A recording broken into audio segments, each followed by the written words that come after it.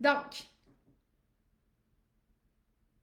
aujourd'hui, on parle de blocage avec l'argent. C'est le sujet qui a été le plus voté. Vous aviez le choix entre euh, blocage avec l'argent, tu avais le choix entre est-ce que tu peux être spirituel puis riche en même temps, ou tu avais une autre option qui avait été quand même aussi très bien votée, qui était guérir ta relation avec la prospérité. Donc, celle qui a été le plus votée, ça a été t'as un grand cœur, mais t'as un blocage avec l'argent. Fait qu'on va aller visiter ça ensemble. Euh, et j'ai envie de te demander, pour participer avec moi dans ce live-là, écris-moi blocage dans les commentaires si pour toi, l'argent est encore un petit peu une relation amour-haine, qu'il y a encore une dualité, qu'il y a pas nécessairement encore un confort, une aisance, une fluidité qui s'est installée à l'intérieur de toi quand on dit le mot argent. Fait que fais juste m'écrire blocage ou argent si tu as envie de développer une meilleure relation avec l'argent. Et je te dis pour aujourd'hui, ce ne sera pas un long live. Je vais être droite au but. Je vais te poser beaucoup de questions. Je parlerai pas tant que ça. Puis je vais pas te donner tant d'exemples que ça. Parce que j'ai envie que ce live-là, ce soit un live un petit peu plus introspectif et rempli d'exercices, rempli de questions que tu pourrais prendre le temps chez toi de répondre, de journaler. Euh, donc, habituellement, je m'en vais là, dans des coachings, des sessions spirituelles, puis je vous livre, puis ça vous active et tout. Là, j'ai envie que ça vous active, oui, mais surtout à passer à l'action et à sortir ton journal, puis ton crayon, puis te mettre à écrire pour que tu puisses soulever ce qui a besoin d'être soulevé à l'intérieur de toi afin d'éclairer cette relation-là avec l'argent. Donc, voilà, ça va être plus pratique. Plus comme je te shoot des questions. Puis ce qui est beau là-dedans, c'est que le live, il est enregistré. Donc, tu vas pouvoir le réécouter si jamais tu n'as pas le temps d'écrire toutes les questions. Tu vas pouvoir réécouter, faire pause, répondre à la question. Faire play, réécouter la prochaine question, faire pause, répondre à la question. Si tu fais ça, si tu le fais, là, puis que tu fais pas juste m'écouter, là, dans une énergie plus passive, de réceptivité, ce qui serait correct aussi. Mais ça serait correct. Ça serait pas excellent. OK? Fait que si tu as envie d'une expansion, je t'invite fortement à jouer avec moi, jouer avec les questions, les mots que je vais te déposer et à faire l'exercice d'introspection.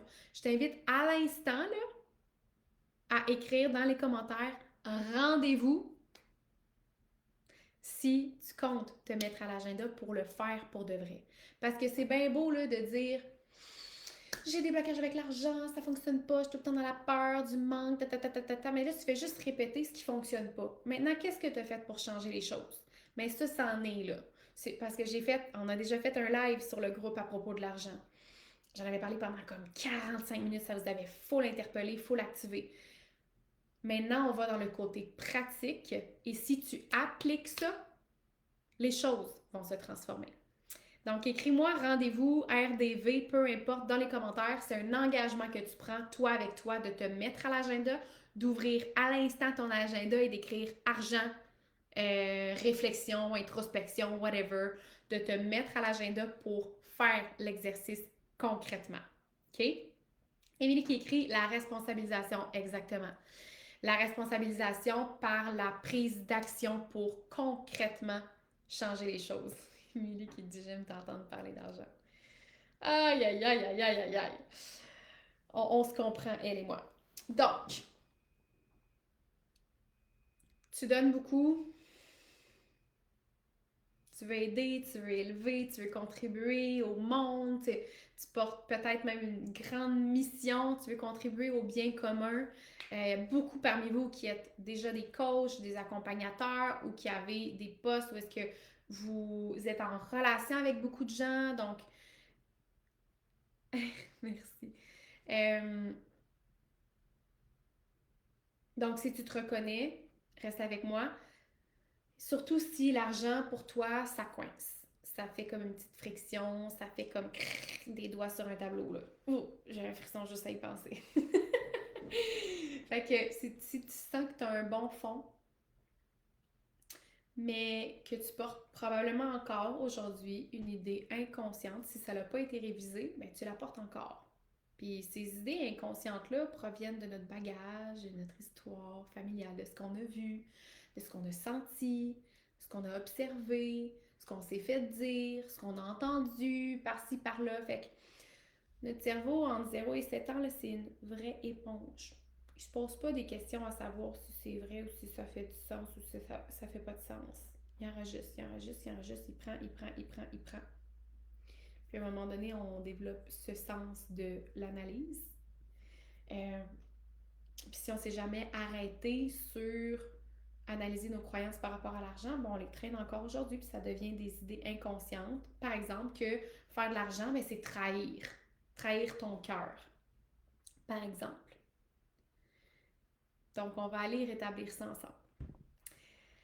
Donc, papier-crayon. La première sphère à observer, à explorer, c'est la loyauté envers la pauvreté ou le manque. Comme une espèce de loyauté invisible que tu continues d'entretenir parce que tu as entretenu un lien avec la pauvreté ou le manque par le passé. Généralement, là, nos traumas, ils se passent pas à 20, 30, 40 ans. Nos traumas, ils se passent entre 0 et 3 ans ou 0 et 7 ans, tout dépendamment de la philosophie de psychologie. Puis après ça, tout ce qui a été bâti, si tu restes dans le même noyau familial ou le même environnement, ça se renforce, ça se renforce, ça se renforce, puis là, ça devient solide comme du roc à l'intérieur de toi, ces croyances-là. Est-ce que c'est parce que c'est solide comme du roc à l'intérieur de toi, ces croyances-là, que sont bonnes pour toi aujourd'hui? Pas toutes. Ils peuvent être solidement ancrés et solidement erronés.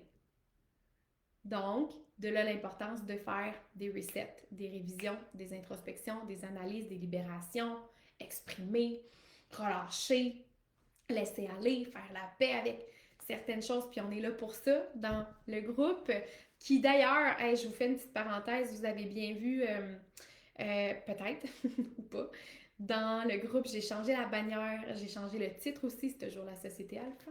C'est la société que je veux qu'on bâtisse ensemble, mais encore plus axé sur la rencontre. La rencontre en 3 volets, la rencontre de soi, la rencontre de l'autre, par exemple ceux qui sont en une phase de dating, ou la rencontre en lien avec l'amour, avec ta relation en ce moment. Tout ça dans le but d'apprendre à aimer sans se trahir. Donc là, je vous ai mis dans la bannière une silhouette d'un homme, d'une femme, avec des racines, des feuilles, l'expansion de la lumière. Bref, c'est full. Vraiment, j'étais full allumée. J'ai fait toute l'après-midi hier. La société Alpha fait pas un pivot. C'est juste de ramener encore plus l'essence de ce que je partage dans mes consultations puis dans nos processus heal avec nos clients pour vous les faire comprendre encore mieux ici, qui est un espace gratuit, qui est une communauté, qui est un mouvement qu'on est en train de bâtir ensemble. Et j'ai envie que ce mouvement-là reflète vraiment et profondément les valeurs de mes accompagnements puis de ce que je veux créer comme impact dans le monde. Et le mot qui relie bien des volets là, de nos enseignements puis de nos accompagnements, c'est le mot rencontre. Aujourd'hui, qu'est-ce qu'on fait? C'est une rencontre avec toi par rapport à ta relation avec l'argent. Demain, je pourrais parler de ta rencontre avec tes émotions. Après-demain, je pourrais parler de la rencontre de toi et de l'autre en interaction quand tu es déclenché émotionnellement. Et bref, il y a plein de rencontres. On fait 1001 rencontres quotidiennement à l'intérieur de soi et à l'extérieur de nous. Donc le mot rencontre, c'était vraiment important de le ramener comme en évidence. C'est pour ça que vous m'avez vu changer la bannière, puis le titre aussi de la société Alpha. Donc, je poursuis. Où est-ce que je t'ai rendu? Oui, ok. Fait qu'on. La première chose, premier volet, puis c'est là que tu vas devoir sortir ton crayon. Premier volet par rapport à la loyauté invisible au niveau de la pauvreté puis du manque. Première question. Est-ce que dans ta famille, on valorisait ouais, la simplicité? Est-ce que dans ta famille, on valorisait la simplicité, l'humilité, le sacrifice? Genre, parle pas trop fort. On dit pas trop qu'on a de l'argent. On est humble. On sacrifie notre fierté parce qu'on veut être simple. On porte le masque de l'humilité, de la simplicité. It's okay. Mais est-ce qu'aujourd'hui, ça te sert? Donc, est-ce que dans ta famille, on valorisait ça? Deuxième question. Est-ce qu'être trop bien financièrement, est-ce que être vraiment à l'aise financièrement, là, pour toi, ça l'égale à te détacher de tes racines? Hein, si tu viens d'un monde, d'une famille peu aisée, serrée financièrement, tu sais, tu as des souvenirs quand tu étais petit que tes parents s'assoyaient ensemble à table puis qui faisaient des budgets puis qui calculaient là, à scène près comment arriver pour l'épicerie, le matériel d'école et tout ça. Est-ce qu'aujourd'hui, dans ton corps d'adulte, dans ta tête, tu crois encore que être bien financièrement, être à l'aise, vivre dans l'abondance, c'est comme te détacher de tes racines parce que tu serais différent. Tu aurais créé quelque chose de différent, pardon. Est-ce que tu crois qu'on va t'aimer moins si tu gagnes plus?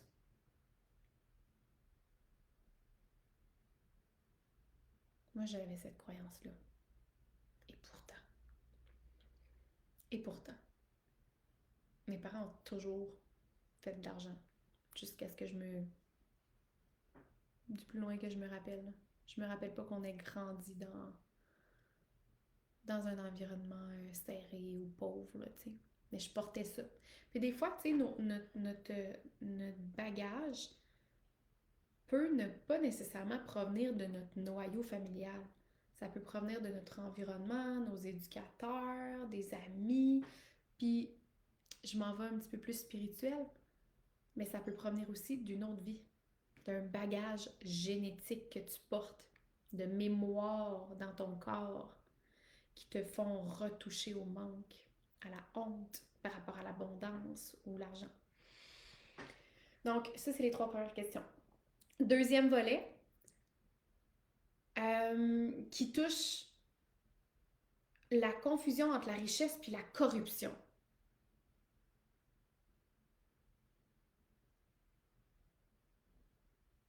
Donc, la première question, c'est est-ce que tu as peur que l'abondance t'éloigne de ton essence?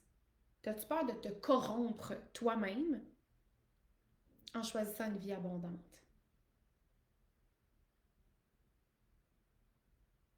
Est-ce que, deuxième question, est-ce que tu t'associes encore, non, est-ce que tu associes encore la richesse puis l'égoïsme? Pour toi, les gens qui sont riches sont égoïstes, sont avares, sont superficiels, ils abusent du pouvoir, sont imbus d'eux-mêmes, sont laids en fait. Est-ce qu'il y a une partie de toi qui croit que les gens qui sont riches sont sans cœur, sont égoïstes, sont corrompus, sont superficiels? Si oui, c'est quoi cette partie-là de toi?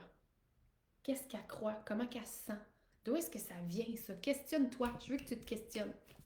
Questionne ta relation avec l'argent. Je veux que tu te rencontres dans ta relation avec l'argent aujourd'hui ou quand tu vas le mettre à ton agenda. D'ailleurs, j'ai juste vu un rendez-vous dans les commentaires. C'était Maude, je crois. Est-ce que les autres, c'est parce que vous ne voulez pas faire l'exercice? Vous avez peut-être sauté ma question? Écris rendez-vous dans les commentaires si tu t'engages à faire l'exercice pour de vrai d'introspection par rapport à l'argent pour mieux te comprendre, mieux te rencontrer, mieux harmoniser tout ça. Rendez-vous RDV. Puis comme j'ai dit, tu peux faire pause après chacune des questions, prendre le temps de les écrire, d'y répondre. Tu pourrais y revenir aussi à un autre moment si tu n'as pas complété toutes les questions. Donc, corruption, t'éloigner de ton essence, les gens qui ont de l'argent, c'est peut-être des gens qui abusent du pouvoir, qui sont dans la manipulation. C'est quoi que tu crois à propos des gens qui font de l'argent, en fait? Après ça, est-ce que tu crois qu'on peut pas être pur, aligné, spirituel et prospère et riche? Est-ce que tu penses que riche exclut automatiquement le fait que je peux pas être spirituel, je peux pas être aligné, je peux pas être pur, je peux pas être en harmonie, je peux pas être en paix? Non, non. Si je fais de l'argent puis je suis riche, ça veut dire que je dois sacrifier ça. Est-ce que ça fait partie de tes croyances?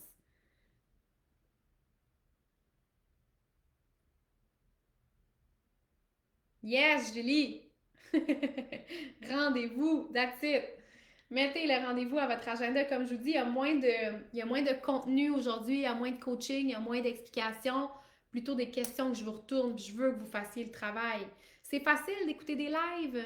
C'est facile, du contenu, il y en a à tonnes sur les réseaux sociaux, sur YouTube, dans les podcasts, mais est-ce que tu appliques réellement? Est-ce que tu fais le travail? Est-ce que tu t'arrêtes puis tu t'impliques? Est-ce que tu es responsable de la suite des choses en prenant action?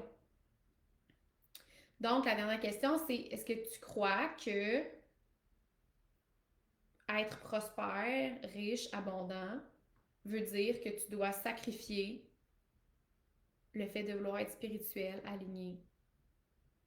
Ou tu penses que non, non, je pense que ça peut aller ensemble. Je pense qu'on peut être riche et abondant. Riche et abondant intérieurement. Spirituel, ça je voulais dire.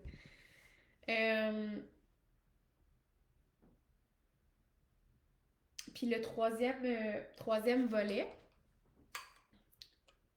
d'introspection par rapport à l'argent, c'est tout ce qui touche ton système nerveux dans la réception de l'argent. Je m'en reviens. Donc, notre système nerveux, selon nos croyances ou selon l'environnement dans lequel on a grandi, notre système nerveux, c'est moulé, c'est adapté.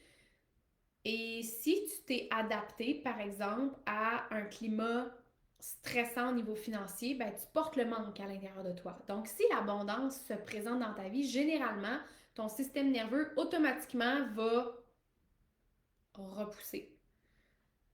En fait, c'est bien rare que si tu portes le manque, tu vas attirer l'abondance. Automatiquement, c'est comme s'il y avait une bulle noire autour de toi qui ne permettait pas à l'abondance de pénétrer ton espace parce que c'est tellement shaky, apeuré dans le manque que tu peux pas, ça s'appelle la loi de l'attraction, tu ne peux pas attirer cette vibration-là.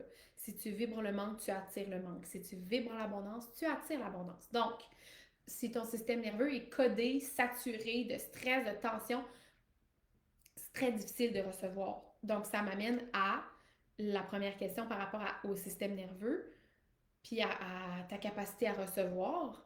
C'est est-ce que ton corps il est vraiment capable de recevoir? Là, depuis tantôt qu'on parle de croyances, de mental, de questionnement, là, je te parle de ton corps. Je te parle de ta réceptivité énergétique. Je te parle de comme ta capacité à respirer. Imagine-toi en train de dormir dans un lit rempli de billets de 100 pièces. Est-ce que ça fait comme ah, feeling good? Ou ça fait comme Ouf! Ça crée-tu une contraction ou ça crée une expansion?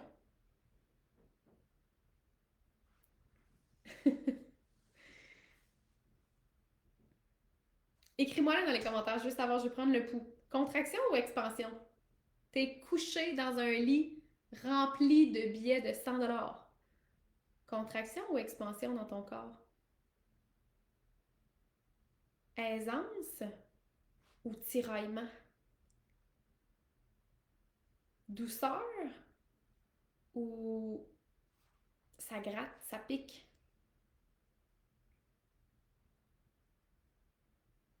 Écrivez-moi ça dans les commentaires.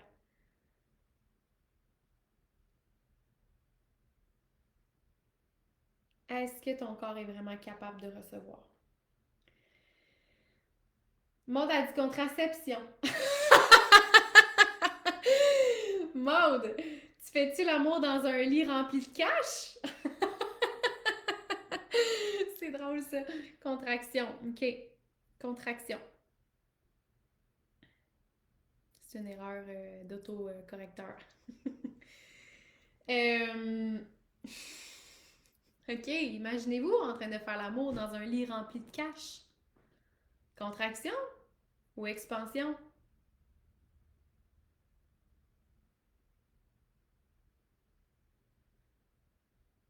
Ensuite, est-ce que ton inconscient, petit discours subtil, subtil en arrière, là, est-ce qu'il a peur de la réussite? Est-ce qu'il a peur de la visibilité, peut-être? Est-ce qu'il a peur de la responsabilité? Moi, ça a été une des plus grandes peurs, contractions, dualité que j'ai dû harmoniser rapidement pour passer au prochain niveau d'expansion de mon entreprise parce que moi, j'étais capable, je l'avais, là, j'avais transcendé ça, puis j'étais, oui, ok, je suis digne d'avoir plus d'abondance financière, je suis prête à recevoir, je le mérite, c'était ouvert à recevoir. Ce qui jouait encore en arrière, c'était fudge. Si je veux passer au prochain niveau, puis, mettons, amener plus d'argent dans mon entreprise, mais là, ça va être la responsabilité qui va venir avec tout ça. Comment je vais gérer? Il va falloir que je délègue. Ça veut dire que si ça va si bien au niveau financier, ça veut dire qu'il va falloir que j'engage des gens pour m'aider parce que je ne pourrai pas tout faire ça toute seule. Fait que là, oh my god, responsabilité, lourdeur, les tâches, la gestion de tout ça. Ah, non merci. Je repoussais. Ça peut aller jusque-là. C'est tellement personnel à chacun. On a chacun nos circonstances du moment, nos projets, puis on a chacun nos histoires, nos bagages, notre système nerveux. Donc, c'est tellement important, la gang, de faire ce travail, d'aller se rencontrer soi pour mieux être, pour mieux s'harmoniser, pour mieux vivre, pour recevoir davantage, pour créer plus grand, plus beau dans notre vie. Ça, c'est un autre point, la dernière question que j'avais à te poser, c'est est-ce que tu sabotes inconsciemment dès que ça va mieux financièrement, encore relié au système nerveux, si tu es quelqu'un qui a justement grandi dans un environnement où est-ce que la peur du manque, la peur du manque, la peur du manque par rapport à l'argent, puis que là, tu fais un petit travail sur toi, puis que la porte, elle s'ouvre à recevoir davantage. Ça ne veut pas dire que la porte, elle va rester ouverte tout le temps et en toutes circonstances. Ça se peut que ton système nerveux est tellement programmé à la peur du manque que même si tu as travaillé sur toi par rapport à tes croyances, même si tu t'es rencontré dans ta relation avec l'argent, c'est fort possible que des fois, ça reprend le dessus puis que ça se referme. Des fois, tu l'ouvres, puis là, inconsciemment, dès que ça va mieux financièrement, tu sabotes. Ton système nerveux, il retourne dans la peur du manque. Puis là, tu pourrais provoquer inconsciemment des bad luck, hein? Il y en a, là, qui font, là, des gros mois abondants, reçoivent des chèques, des nouveaux clients, Puis à la fin du mois, ils ont accumulé 8 tickets de parking. Puis le char, il a brisé, puis se sont ramassés au garage avec une réparation d'auto à 800$. Finalement, il ne reste plus rien de toute l'abondance qui avait été récoltée, qui avait été créée dans cet élan-là d'ouverture, probablement au début du mois, puis en cours de route. Oh my God, qu'est-ce que je vais faire avec tout cet argent-là? Est-ce que je le mérite? Tout le discours. Puis le système nerveux, je retourne dans la peur du manque. Donc, qu'est-ce que mon corps inconsciemment énergétique va faire?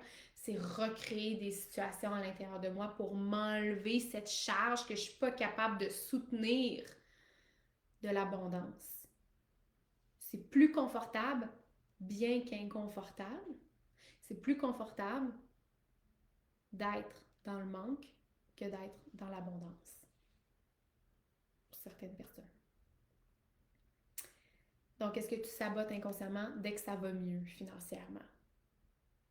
Il y en a que c'est tout le temps là, des roller coasters, tout le temps, tout le temps, tout le temps. Hop, des gros mois, bas, hop, bad luck, hop, imprévu, hop, fuck un coup que j'avais pas prévu, hop, tout le temps up and down. C'est quoi ta relation avec l'argent? Est-ce que tu rencontres ces montagnes-là, toi, fréquemment? Donc là, ça fait beaucoup de questions que je vous pose. J'espère, j'ose croire que vous allez comprendre l'importance de vous arrêter, de faire pause puis de répondre à chacune d'entre elles pour mieux vous connaître, mieux vous rencontrer par rapport à cette relation-là avec l'argent.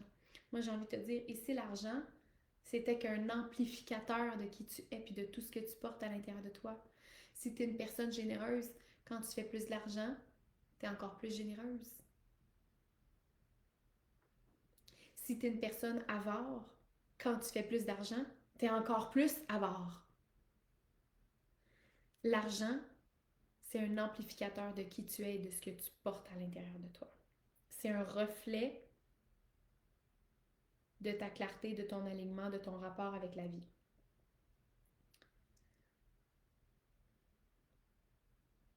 Et si être bien payé, être rémunéré, être dans l'abondance, de t'offrir cette vie-là, c'était un acte de respect envers toi-même. Une manière de dire à l'univers comme « Ok, je me choisis, je prends soin de ma mission, puis je choisis de recevoir. » Puis ça, pour moi, c'est me respecter moi-même. C'est une manière de te respecter, de dire oui à l'abondance, de réclamer ce droit de naissance, de dire oui à l'abondance, au-delà de tout ce qui t'est arrivé, au-delà de tout ce que tu as entendu par le passé, au-delà de tout ce que ton système nerveux a enregistré comme code de manque. Et si guérir ta relation avec l'argent, c'était aussi honorer ton cœur au lieu de le trahir. Parce que tout ce qu'on veut, c'est ça. Être libre de choix, d'opportunités, de sensations, d'être, de faire, de recevoir, de vivre. Puis ça, mais ça coûte de l'argent.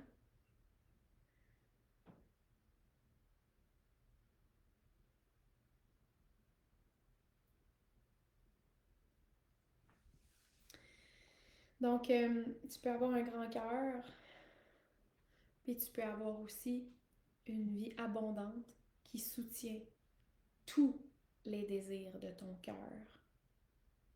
Si tu heals ta relation avec l'argent, si tu guéris ta relation avec toi, si tu viens harmoniser ton passé, ton présent et ton futur, ce que tu veux créer, de venir harmoniser tout ça, c'est de cette façon-là que tu vas t'y rendre.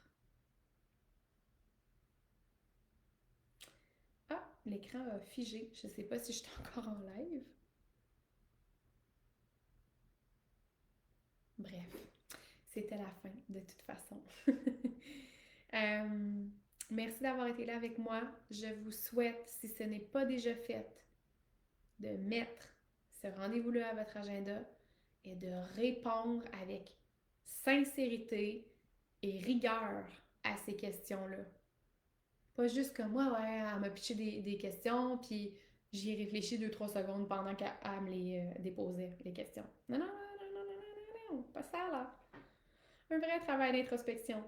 Travail d'introspection où est-ce que tu prends le temps de noter la question au complet, le temps de fermer les yeux, de connecter avec ton cœur, de respirer, d'y répondre. De faire ça avec chacune de ces questions-là. Puis, je suis toujours ouverte à venir vous lire, soit dans les commentaires, soit en message privé par rapport à ça. C'est rare que je vous pitch comme des devoirs là, vraiment plus concrets dans ce groupe-là. Je pense qu'on avait besoin d'aborder le sujet de cette façon-là, un petit peu plus introspectif. Je te garoche des choses et à toi de choisir qu'est-ce que tu veux en faire maintenant. Alors, merci d'avoir été là avec moi. Je vous souhaite une belle rencontre avec vous par rapport avec l'argent. Et je vous dis à bientôt!